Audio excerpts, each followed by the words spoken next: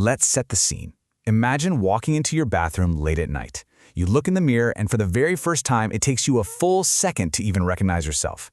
Now, you aren't losing your mind, you're just so exhausted, so profoundly empty that the face staring back at you doesn't even feel like yours anymore. It literally feels like the face of a stranger. Specifically, a stranger who, in the span of just a few weeks, failed a major career-defining exam, faced a brutal job rejection, and then heard the person they loved most say, "I think we need to go our separate ways." That is 3 massive life events crashing down all at once. If you've ever experienced this, or if you're studying the minds of those who have, I really want to speak directly to you today. We're skipping the toxic positivity, no hollow "you got this" cliches here. We're taking an honest, highly analytical look at the total exhaustion of the mind. Welcome to today's explainer. Okay, let's dive into this. For you psychology students and curious minds out there, here is our clinical journey today. We're covering 1. The anatomy of total collapse. 2. Jenga Brain and identity foreclosure. 3. Seligman and learned helplessness. 4. Arjuna, total structural failure. And finally, 5. A framework for psychological stabilization. Let's get right into it. Section 1. The anatomy of total collapse, when multiple pillars fall. Now, to truly grasp the theoretical concepts we're about to unpack, we've got to ground them in reality, right? We need a modern case study. So let's talk about a 26-year-old woman we'll call Mira. Let's map out what a cascading structural failure actually looks like in modern life. In February, the results for her highly competitive civil services exam came out. This was her 3rd attempt, and she failed. Then in March, the NGO she had poured her absolute heart into for 2 years lost its funding and her contract was terminated. Then came April. On a quiet Sunday evening, her partner of 3 years looked at her and said, "I think we're heading in different directions." 3 sentences, 3 months, 3 foundational life pillars just gone. Mira's own words really capture something profound here. She said, "The worst pain was not knowing what to fix first. There was no clearly least broken thing to hold on to." Take a second to really think about that. The true agony wasn't just the loss itself, it was the utter paralysis. See, in a normal setback, you still have a baseline to work from. But here, every single direction she looked was just shattered pieces. So this brings us to a massive question, one that is absolutely vital for anyone studying human psychology. What actually happens to the human mind when multiple life pillars collapse simultaneously? This specific type of pain, this exact presentation of grief, you can't treat it like a standard setback. It requires a distinct clinical categorization. Section 2. Jenga Brain and identity foreclosure, structural failure of the mind. Let's transition over into the clinical pathology of this breakdown. To understand it, we're going to use a visual metaphor that I like to call the Jenga Brain.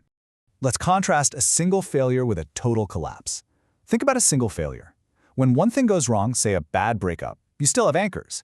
Your career acts as a sort of gravitational pull to keep you grounded. Your academic identity keeps you moving forward. But a total collapse, that means you are entirely free-floating. There is zero gravitational pull from anywhere in your life. Going back to that Jenga metaphor, imagine your life as a tower of wooden blocks.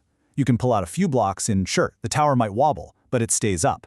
But what if you pull out 3 structural, load-bearing blocks simultaneously?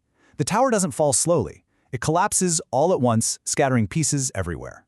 In academic terms, psychologists referred to a variation of this as identity foreclosure collapse. This happens when an individual's multiple role-based identities fail simultaneously. See, Mira didn't just lose a test, a job, and a boyfriend. She lost the identity of student, the identity of employee, and the identity of partner, all at the exact same time. It's a total structural failure of the self. And when this happens, the brain absolutely panics. Section 3. Seligman and learned helplessness, the brain's defense mechanism. Now, when faced with an identity foreclosure collapse, you'd probably think the brain's survival instinct would immediately kick in to save you, right? But instead, it activates a deeply counterintuitive defense mechanism. As psychology students, you're probably already familiar with Martin Seligman's famous 1967 experiment. He administered unavoidable shocks to dogs, and eventually, when those dogs were presented with an opportunity to easily escape the shocks, they didn't even try. Their brains had learned a devastating lesson. No matter what I do, it makes absolutely no difference. This is learned helplessness. And in modern society, this is the ultimate trap. When someone experiences simultaneous, unavoidable failures, they literally stop trying to escape the pain. So the crucial point here is how the brain internalizes all of this. It creates what we can call the global lie. Listen closely to this internal voice. I am the failure. Escape is impossible. Because multiple things failed at once, the brain, logically but totally incorrectly, deduces that you are the common denominator of the failure. This lie is then applied globally across your entire psyche. Suddenly, a tiny rejection feels utterly catastrophic, and even the smallest attempt to bounce back just feels completely pointless. Knowing that the brain is trapped in learned helplessness, let me pose a question to you as future clinicians and problem solvers. What do you think is the most natural, yet profoundly harmful instinct a person has when experiencing this kind of simultaneous failure?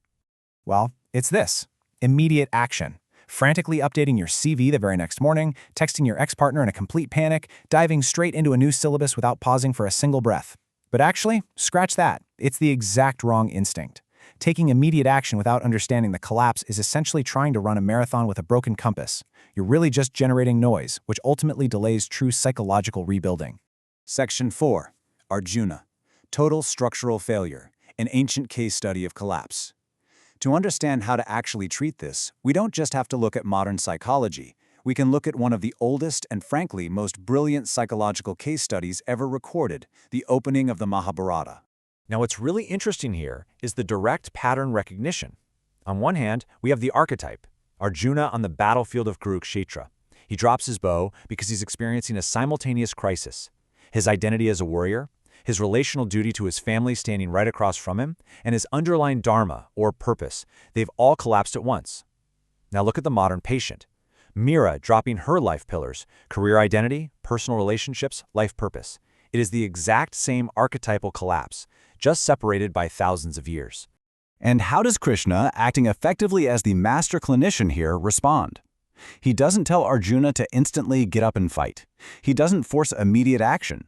No, he lets Arjuna sit with his paralyzing grief. As the text notes, first, diagnosis, then, direction. Krishna asks questions. He explores the grief. This is an absolute masterclass in clinical intervention. Action without diagnosis is just panic. Section 5. Framework for Psychological Stabilization. Rebuilding from the ruins. Okay, so we understand the problem, the pathology, and the historical context. Now what's the clinical solution? How do we actually rebuild a mind from total structural ruin? Before we rebuild, we have to look at the end goal. Researchers following up on Seligman's work discovered something incredible: post-traumatic growth.